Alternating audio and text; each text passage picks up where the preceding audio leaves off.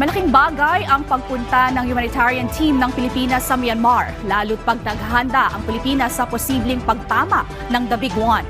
Ang detalye sa balitang pambansa ni Kenneth Pasyente mula PTV Manila. Ngayong balik bansa na ang humanitarian team ng Pilipinas na nagtungo sa Myanmar, hindi lamang karanasan ng kanilang bitbit kundi pati na ang aral sa naging epekto ng 7.7 na lindol doon. Ayon sa Health Department, malaking bagay para sa bansa ang pagpunta roon ng grupo.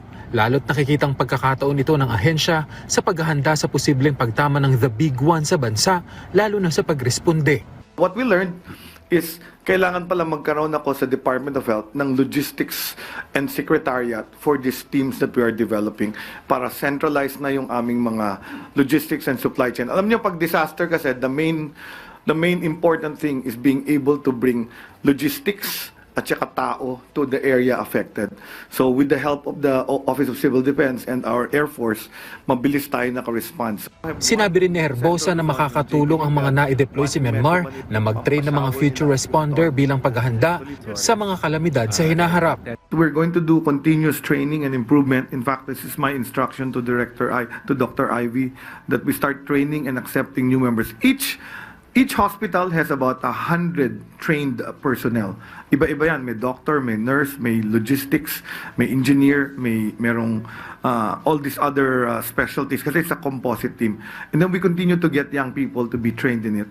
The beauty is na umpisahan na natin. And then these hospitals are also the ones trying to train the other ones that want to be WHO verified.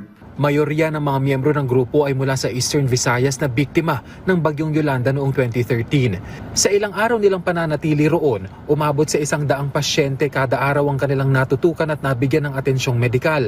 Bagaman hindi raw madali ang karanasan, malaking bagay nila na nakatulong ang Pilipinas sa mga biktima ng 7.7 na lindol doon. Upon entering the place po, may mga nakita po kaming mga streets na mga wasak po yung bahay. So they placed us in the center ng PNMINA para po siyang an open space. Malaki po yung space dito sa para po siyang market yata to before na operational na kami within 12 hours. Nakapag-set up na kami and operational na nakapagbigay na ng service sa Myanmar people.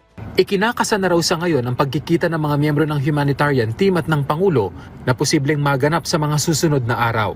Mula PTV Manila, Kenneth Pasyente, Balitang Pambansa.